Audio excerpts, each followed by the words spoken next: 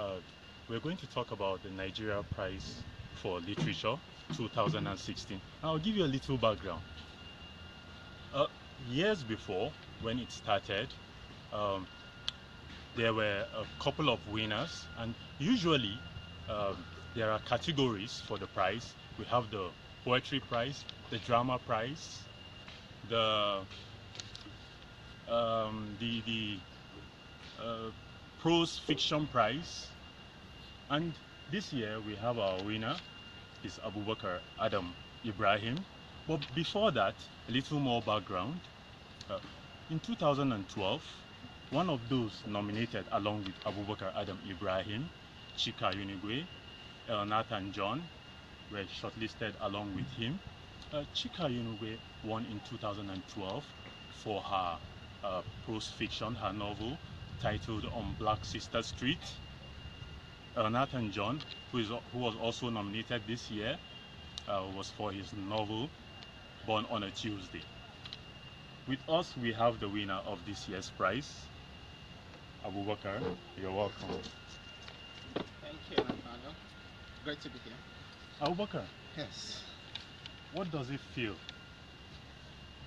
The fact that you've won this prize, what does it feel like? Good. It's good to wake up rich. Oh, So, okay. yeah. What So was the it's good. first thought on your mind when you won? I was excited, of course, but at the same time, I had to think of the other people who were shortlisted who could equally have won. So, and they were my friends. So it's kind of conflicting feelings. Yes, you're happy you won, and then it means someone else had to lose. Okay. So yeah. It's, What were you doing at the exact time you got the news? trying to live, trying to work, trying to do my normal stuff. Of course, I knew the announcement was going to be made yesterday at 10 o'clock. I tried to focus on just doing normal stuff because it could turn out either way. So I was trying to work. At that point, I was trying to power up my system to do some work, and then a text message came in. Did you foresee your win?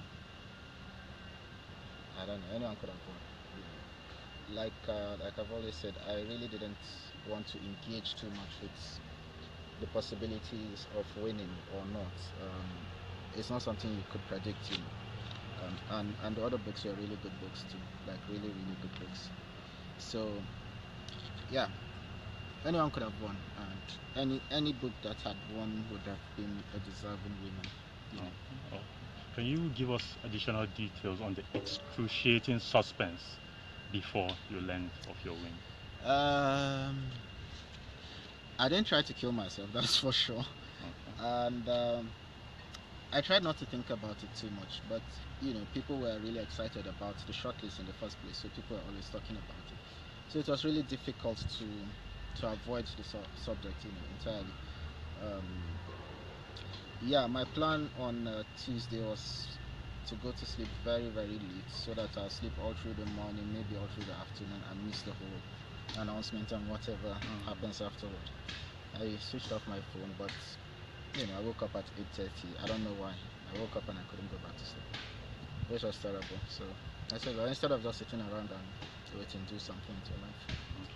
Okay. In the event, movie makers have an interest in adapting your novel as a movie, what will be your decision? It depends on who the movie maker is and what his interpretation of the work wants to be. Writers are usually very protective of the stuff they write, and it's really good. I think it's really important that Nigerian writers or Nigerian filmmakers engage more with the writing community, and there should be more adaptations of novels. I really think so.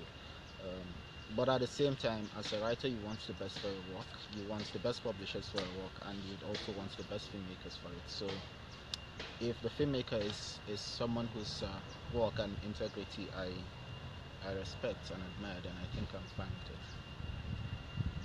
it. Okay, we will be taking questions from viewers on Facebook. Okay, so in the process of writing Season of Crimson Blossoms, what did you have in mind? What did you set out to achieve? To tell a good story. Essentially, that was it. Um, I mean, it was essentially about two characters, a man and a woman, different age, different background, and all that. But then, as the story unfolded, a lot of issues came up.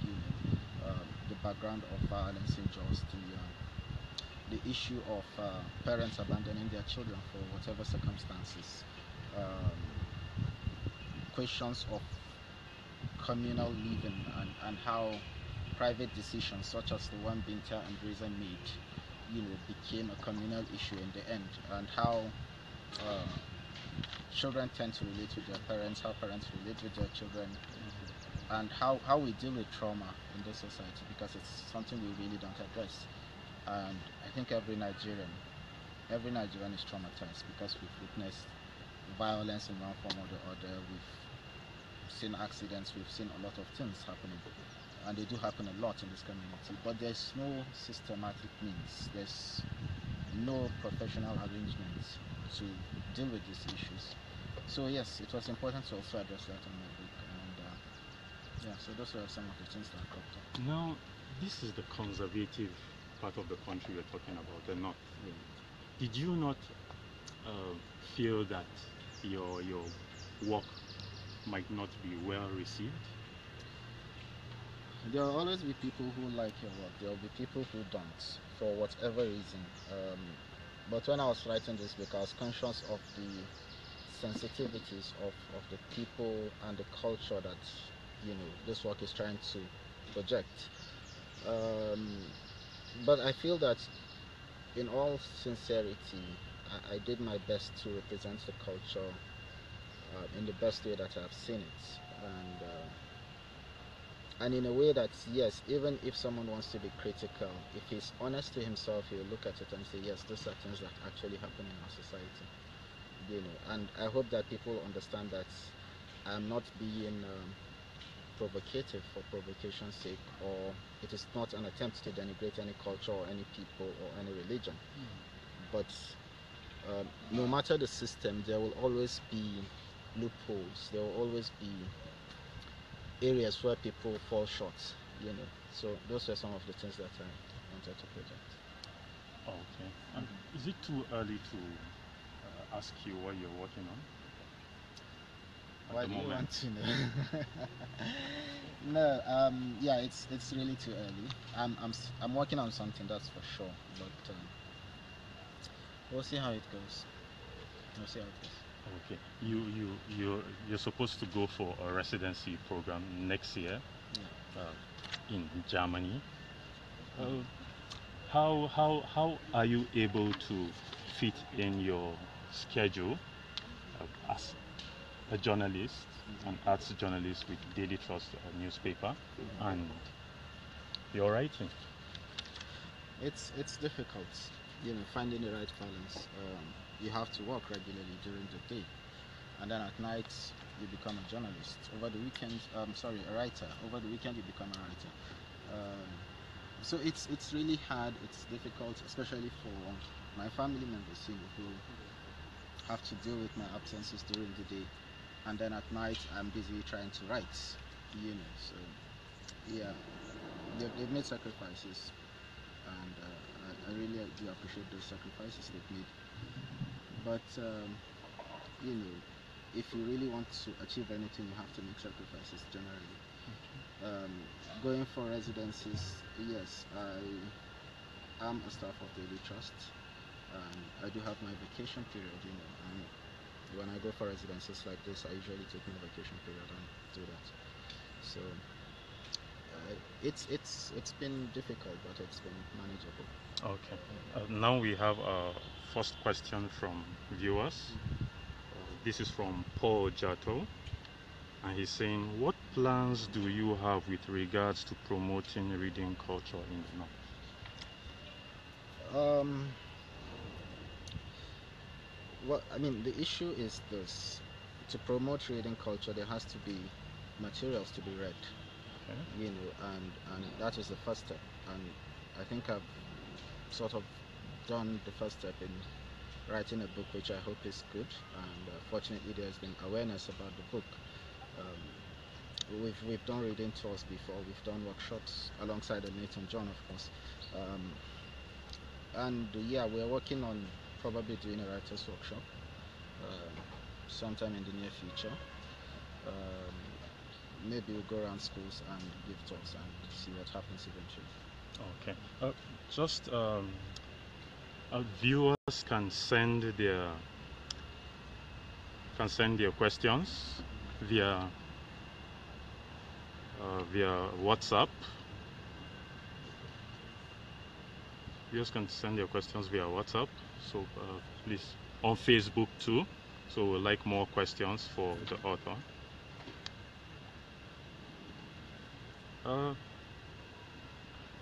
Okay. So Abubakar. Yes. How Nigerian literature?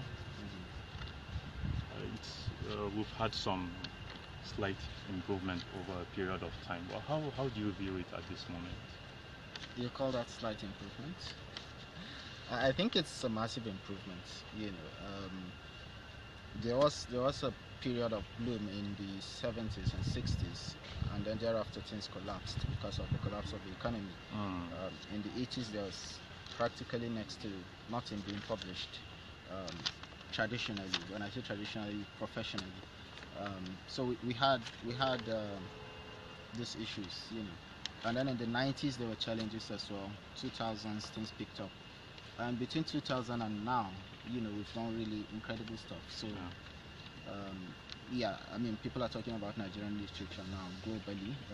The interest from countries or continents as far away as South America, Australia, and all these places. So I think, you know, we're on track. We're building, but definitely we need more structures on ground. We need more publishing houses. We need more quality or qualitative editors, and we need more writers and more writing being done, original stuff, you know. Okay. Now, how did the idea for Season of Crimson Blossoms come to you? It came with Teresa, who jumped over a woman's fence and wanted to steal her stuff. That was how the idea came. So I was really curious about this character, who has a very funny look, and then the woman he went to rob, and what happens afterwards, after the robbery incidents, after their encounter. That was essentially how the idea came. But then again, I've also always wanted to write about Jos, which is a city that's very close to my heart. But I didn't want to do it the way that other people have been doing. They came, they killed us, or this and that. I mean, the violence is just too absurd. So I wanted to look at a bigger picture of what had happened in Jos, to the people who have had this violence happen to them, who have been, you know, attacked, who have lost loved ones, and how they are now living, trying to piece together their lives, how they are coping with all the experiences they've had during the violence. Yeah, so I thought it was a good opportunity to bring that and put it as a backdrop to the story. Yeah. Okay. Is there any time when journalism informs the way you write? Hardly. You know, journalism is more restrictive than fiction. You know, there are rules, there are fact checks, there are things you have to comply with. Creative writing is more liberal, more free. You know, I've always wanted to be a writer in the first place, so journalism was a means to an end. So I knew what I wanted to do. I knew exactly how I want to do it. So when I'm a journalist, I'm conscious that I am a journalist, and when I'm a writer, I'm also conscious of being a writer.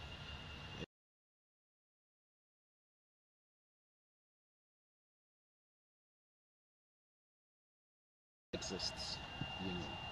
So. All right, we have a question from Chibuzo Okeke. Who was your favorite character and why? Many, many. I really like the character of Faiza, um, because for me she epitomized what the novel was really about dealing with trauma and succeeding, in getting over it in a very creative way. Mm. Um, so her character was really interesting. I really liked and enjoyed writing her character. I like the character of Binta too, because she epitomizes for me what I think Nigeria is, um, a country that is religious, and then at the same time it is perversive in a way. A country that is faithful and unfaithful, that is, good and bad, and all that. And it's, I mean, for me, she's like a typical fine specimen of a human being. What we are. We're full of contradictions, and even though her contradictions are not as perhaps as obvious as people want to think, but you know, she does all this very naughty things, and then she gets up and prays, and she encourages other people to pray.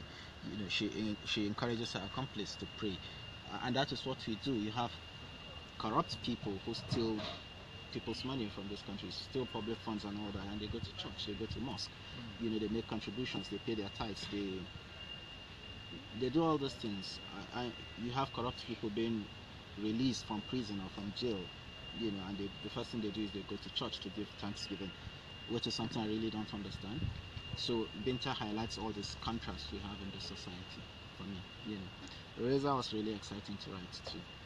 I enjoyed writing his character, but I'm honestly quite surprised how much people have taken to him, how much people really, really like him. And I've been accosted by people who are angry about what happened to Reza in the book, and I why did you do this to him? Yeah, so those are some of my favorite characters. Of course, the two short girls were interesting characters to write too. Okay. Did you find it challenging developing any of the characters? Um, no, not really. I mean, they came naturally. They came naturally, you know. So no, not really. Okay. We have another question from Victoria. How do you intend to spend your How do I reward intend to money? spend what? Victoria is not asking me how do I intend to spend my time writing more or writing a better book. Victoria is interested in how I'm going to spend the money. If Victoria has shoes for sale, maybe I'll buy them. So yeah, I'll figure it out eventually. Do you intend to take a vacation or something? No, no. I have a residency to look forward to next year, so I'll save my vacation for then. Which is not going to be a vacation because I intend to write a lot during that period. But no vacation. Life continues as usual. Okay. So, how challenging was it bringing the whole work to reality? It's always challenging. The first challenge being finding time. You have your job to do, of course, and then you have to do that. You get home, you're tired. You really want to write, but you're too tired. And then sometimes, even though you're tired, you just stay up late and write until maybe 2 or 3 a.m. And then you have to wake up the next morning and go to work. So that was really challenging. Probably that was why the book took me so long to write. I mean, I worked on this book for almost 4 years, from the first words on the page to the last. So that was really challenging, and that is a challenge many writers have also found in this country. It's difficult to find time to write because of all the issues that are going on. Sometimes you really want to write, you're inspired to, and then you go home, there's no electricity, the power is out, so you have to find alternatives. If you have alternatives, otherwise,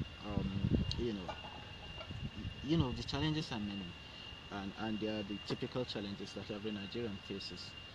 And then, of course, the challenges of finding publishers, which for me wasn't an issue because I had my Nigerian publishers were really excited to publish whatever it is that I'm writing, and they really have faith I mean, without really seeing the manuscript in the first place, they said, doesn't matter, whatever it is you write, we're going to publish it. And for me, that was really, really encouraging. It's a show of incredible faith. So my publishers, Parisha, big up, love you guys. All right. What advice do you have for upcoming writers?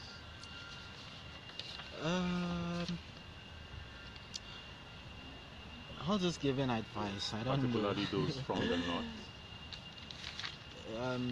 I don't want to be restrictive to the north. Okay. I mean, I want to talk to writers generally. And I think when people start out to write, they don't say, okay, I'm a southern writer, so I'm going to write a southern story.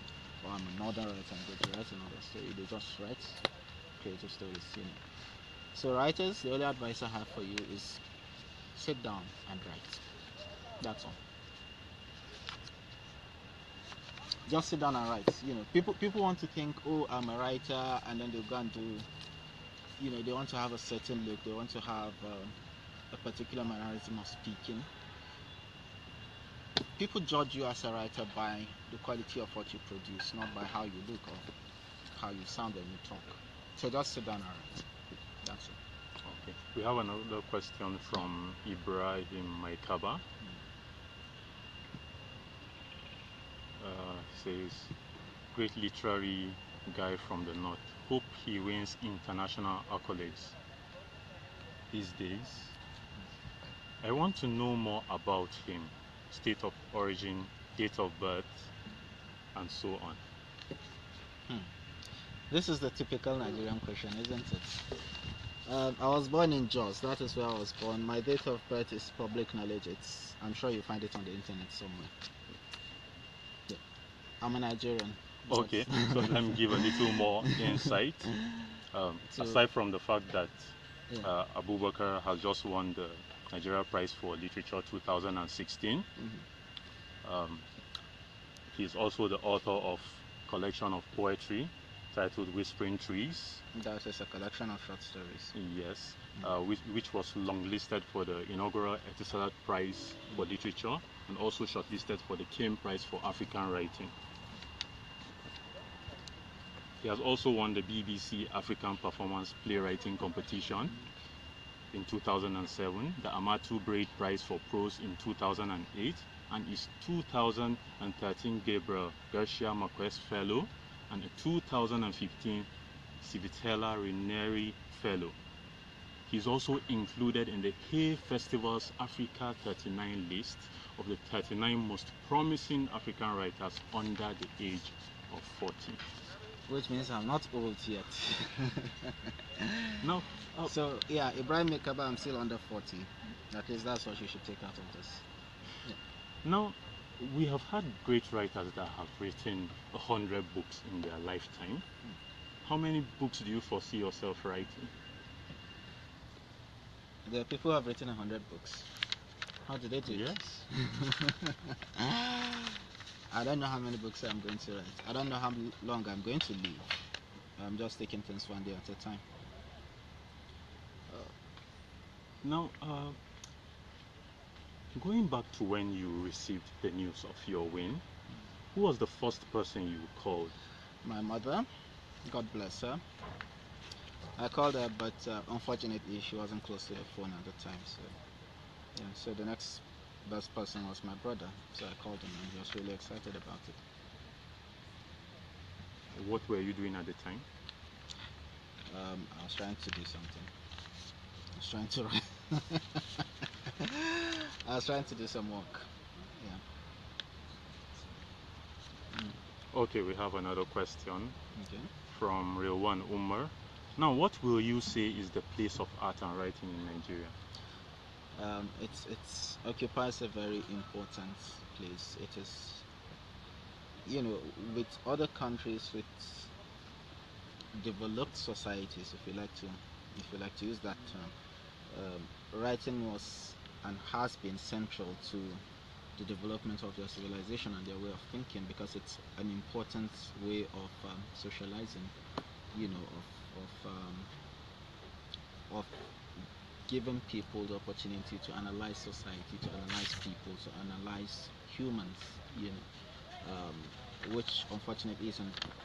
We haven't had this opportunity that much in Nigeria. Before Achebe wrote Things Fall Apart, for instance, you know, Africans were sort of thought of as being voiceless, even though we know better. You know, we've had a long history of oral literature before them, but to write in a way that other people who are not Africans can access and understand what we are going through, how we see things, I mean, that hadn't happened before. So when you talk about the place of literature, it's very, very important, very paramount. I mean, we have a country that is full of corrupt people, you know, from the top down to the bottom. And people think there's a magic wand someone can wave and just clear corruption. It's not going to happen. So what we really need to do is reform the education system, reform the way people think. And for me, literature is one of those ways you can actually reform how people think. Um, when I was writing, of course, I was conscious of the fact that there is a narrative imbalance in the Nigerian story. You know, you've had a lot of stories coming from the south of Nigeria. That is a very good thing, you know, really good. But there's next to nothing coming out of Nigeria, of the north of Nigeria, in a way that people can access, in a language that people generally can access.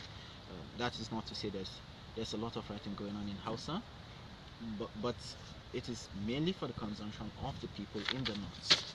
So it is common for people elsewhere to misunderstand the people in this part of the country because they don't have access to their stories. Yes. You know, so for me it was important to arrest that tendency, not in the northern story, but in the Nigerian narrative. So I had some different people that dragging the northern Nigerian story into the making of Nigerian part of the history. Through this now, I think a lot of people have a better understanding of the people in the southern part of Nigeria, their history, their social structure, and the way they think, the way they behave. You know, so that is really important. So literature is really paramount to the social engineering that we really need to do in order to move this country forward. Now, what issues do you think writers should focus on at this time in Nigeria's history? That would be prescriptive. You know, I mean, you can't tell a writer what to write or what to think about. Writers should be free to think about whatever it is they want to think about. They should be free to write about whatever it is they want to write about. So recommending or suggesting that you should think about this issue, or I mean, it doesn't work for me, you know. So think about anything you want to think about and write about anything you want to write about. But whatever it is you're doing, do it very well. Okay. Thank you, Abubakar. You're welcome, Nathaniel. Thank you, viewers, for spending time with us. We hope you stay tuned next time. Thank you.